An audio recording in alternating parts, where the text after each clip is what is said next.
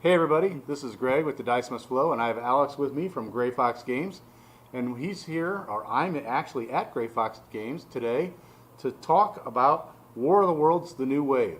And this is a new Kickstarter they've got going, and so as you guys may know, I'm a big fan of Gray Fox Games, Champions of Midgard. I've talked about it a lot. It's one of my favorite worker placement games. It is my favorite worker placement game. I'm really impressed with the stuff Gray Fox has been doing. So Alex, can you give our viewers a little bit of a background on Gray Fox and some other things that you guys have going on? Sure. So we're a company, tabletop game company, based right out here in St. Louis, Maryland Heights specifically, for folks who are local to the area.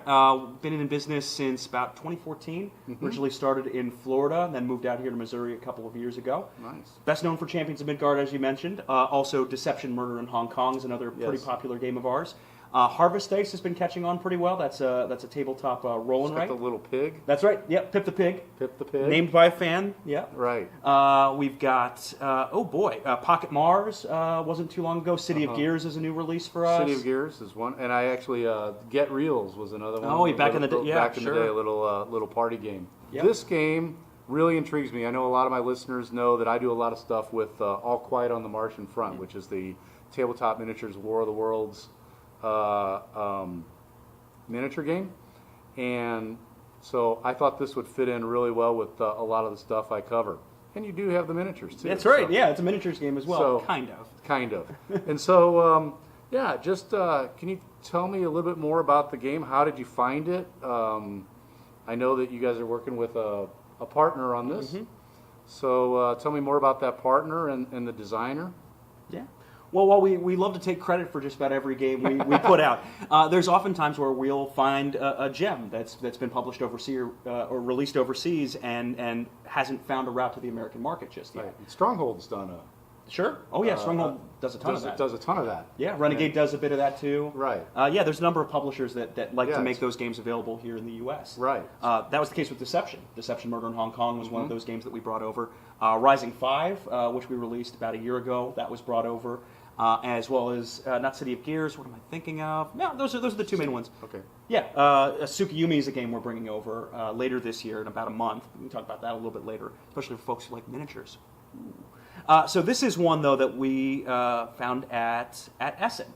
They approached us and they thought we would be a good fit as a company to bring this one over. It had already had decent success in Russia. Pretty well received game, and in fact the game itself has an 8.1 or an 8.2 rating on BGG. It's already had a number of people who've played it. And now, obviously, we're not just going to take their word for it. We want to play it ourselves, and we were pretty blown away. It's a two-player asymmetric deck builder where one person is taking on the humans and one person is taking on the Martians, the aliens. Excellent. The Martians' objective is to wipe all of the civilian tokens off of the board. The human objective is to deal 30 points of damage to the aliens. Now, what makes this one interesting is that it's based off of H.G. Wells' War of the Worlds. And the reason it's called The New Wave is it's set a couple of decades or so after the original events that happened in War of the Worlds. Right. So the aliens have regrouped, they're better prepared, they're not going to get taken down by the common cold or the flu, and the humans are better prepared too. They're maybe a little complacent, they didn't expect them to come back, but they've grown, they've evolved, they have some procedures in place to be ready to handle an attack of this magnitude, of this scale. It's a two-player asymmetric deck-building game. You're going to be building a deck that will allow you to move units, add new units to the board, add buildings, do damage to civilians, do damage to the alien buildings. It just depends on what you're up to. But plays in about 45 to 60 minutes, and we were, again, pretty blown away by how thematic it was. We love thematic games here. Right. Pretty blown away by how interesting and innovative it was, really. I mean, the fact that you have an asymmetric deck builder, everyone has their own set of cards, their own market to purchase from, but still enough variability in there for the games to feel unique. As a human player, I might go strong on buying naval units and try and attack from the sea. Or I might try and shore up and build strongholds and use guerrilla units effectively to try and do enough damage to the aliens. Slow them down. Exactly right. Slow them down while you can evacuate, move them further away, and then bulk up your forces and really come back and hit the aliens hard with a pretty beefy counterattack. Yeah, now one of the things that I thought the really innovative thing, besides the asymmetric portion, is the deck building and each person having their own market, each side having their own market. I've seen a lot of deck builders where there's a common market that people are buying from, Right. or there's a mashup of cards that you're basically playing that people buy from. You know, you're playing the legendary, you have the different heroes. But this is basically your aliens have a separate deck Yep. that you basically build a market from, and the humans have a separate deck that you build your market from. And so that's really unique. I don't think I've ever seen that before.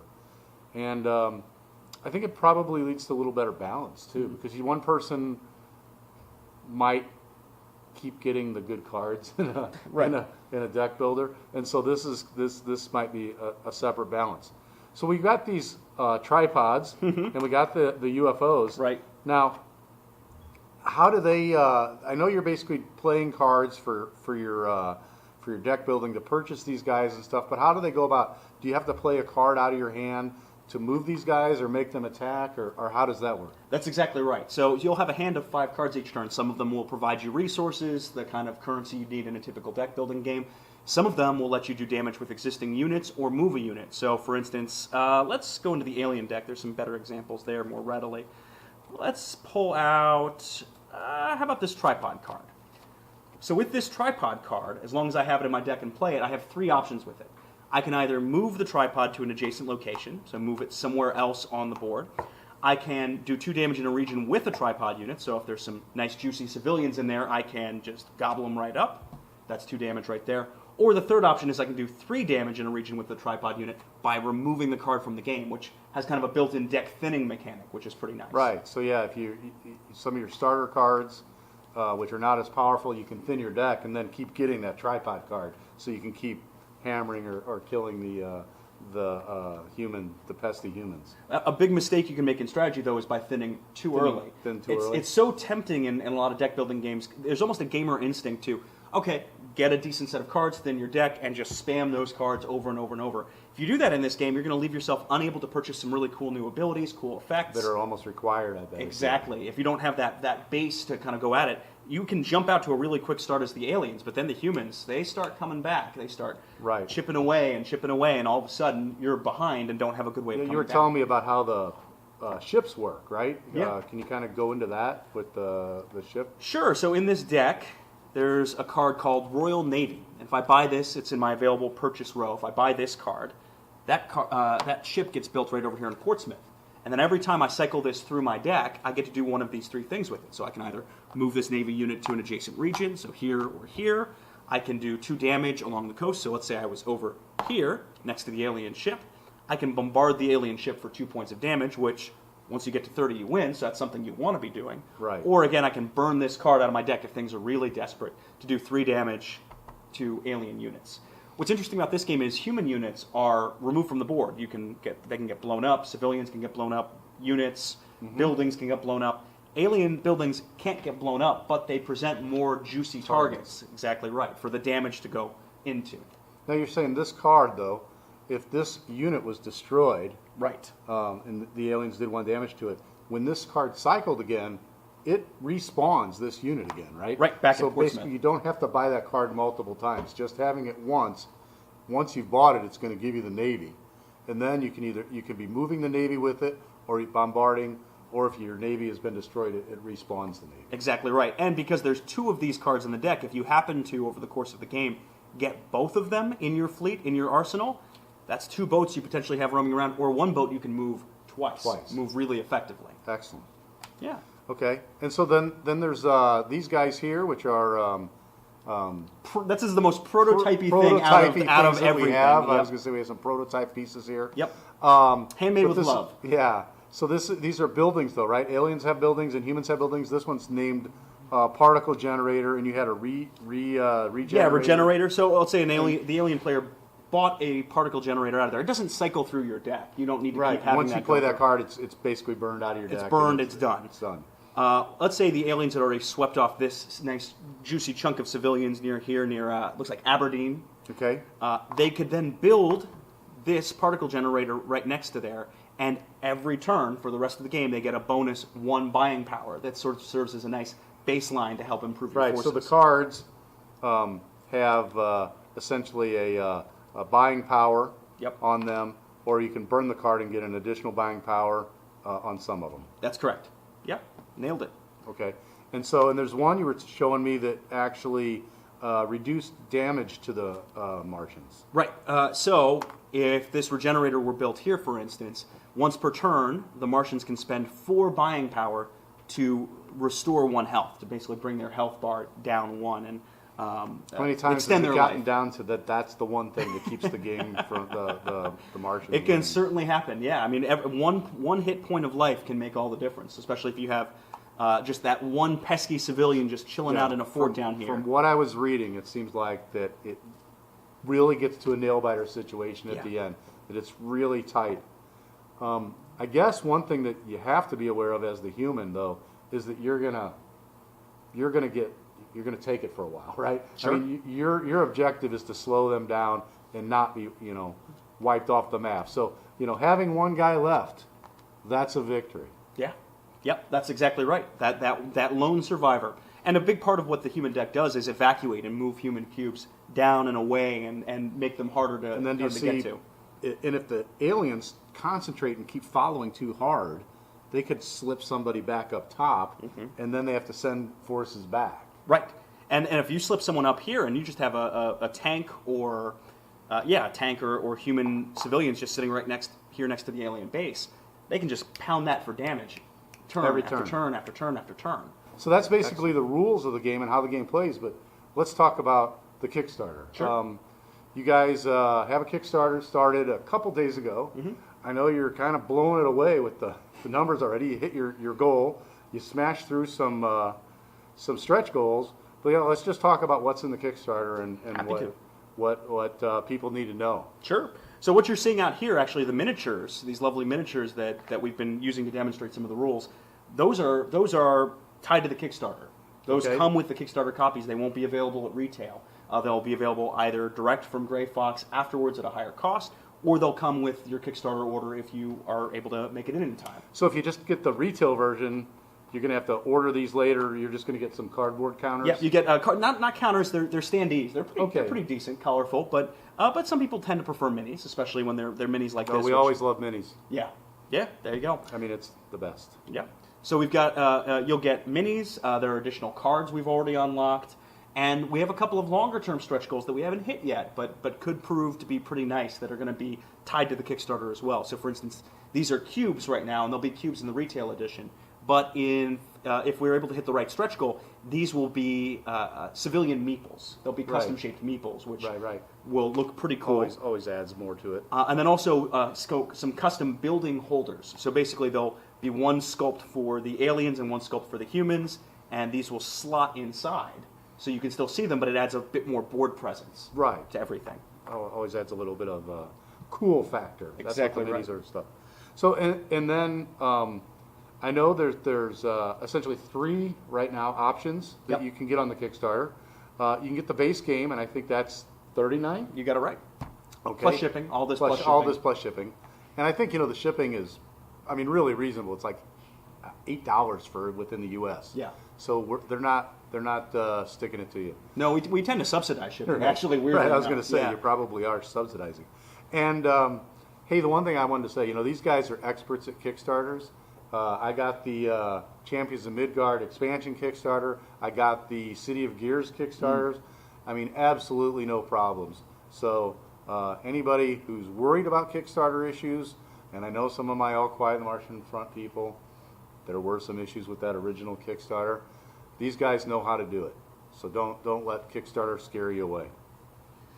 There's another version of the game, I guess, that's I forget, $44. Yeah, you got it right. And it's got an expansion.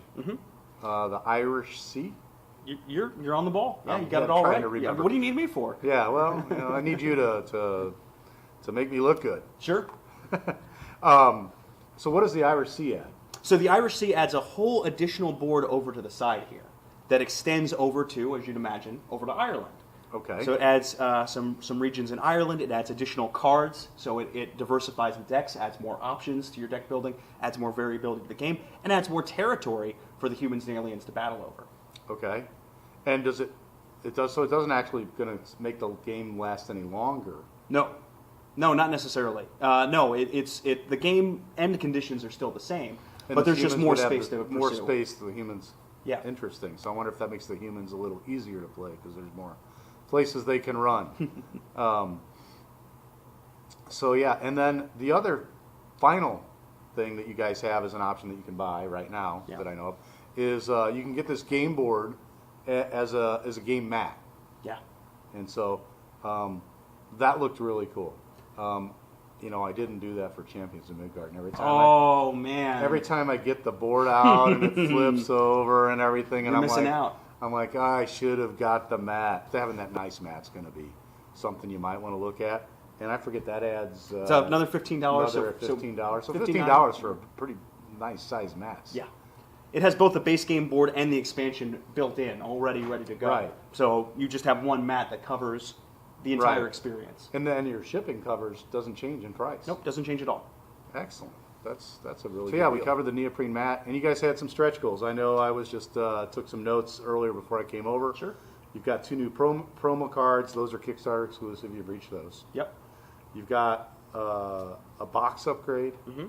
And Nice spot UV on there for folks who know what that is. I don't know what that is. What is that? So it's that shiny stuff on certain boxes where certain parts of it are highlighted almost. Oh. Where if you tilt it, you'll see some part of the box is highlighted Okay. or it stands out in a different way. That's called spot UV. Okay. So cool. that's going to be an upgrade for the box. So that's for an this upgrade, and you guys hit that. Game. Yep. 2 more Kickstarter. You've hit another 55K. 2 more promo cards, Kickstarter exclusive.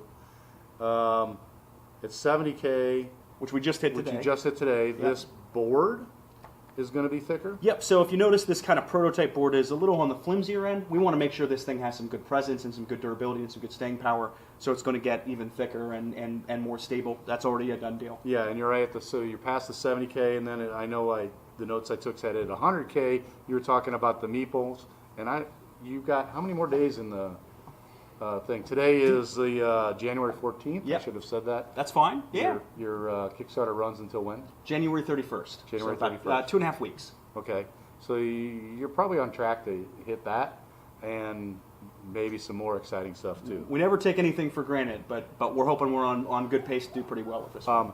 Anyway, that's War of the Worlds: The New Wave. You know what? I had one other thing I was going to say. Sure. I had some guys from the All Quiet on the Martian Front group. I showed this picture of this to them, and they were suggesting, and I think it's kind of a cool idea, is that you could use this sort of game to generate battles for that game. Oh. Crossover. Yeah. So you Interesting. could basically you could have this is where the Martians are at and the humans and they need to flee, and you could have the tanks or whatever. But yeah, you could kind of use it as a generator, or the humans are attacking this building, and that's kind of a battle generator. It was kind of an interesting idea, and I know it crosses over, and I thought that'd be kind of cool. So anyway, that's it for now. Is there anything else you want to add? No, thanks to you, and thanks to everyone who's supported the project so far. We really appreciate it. We try our best to put out high-quality games. It's in our slogan. It's in who we are, and we think this is yet another winner, and we're hoping other people will see it that Yeah, same it way. looks really fun. One final thing I remembered is that you guys have this on Tabletopia. Tabletopia. Yes, sir. Yeah. Tabletopia or Tabletop Simulator? No, it's Tabletopia. Tabletopia. It's on Tabletopia, so if you have a friend and you can hop online, you can play this one pretty much right now. Also, there's a print and play on the Kickstarter page, so if you're crafty and handy and like doing that sort of thing, that's an option as well if you want to give this one a try. We want Okay. people to try this. Right. Yeah. Okay. Well, thanks so much. Thank you. Appreciate it. We'll talk to you guys next time.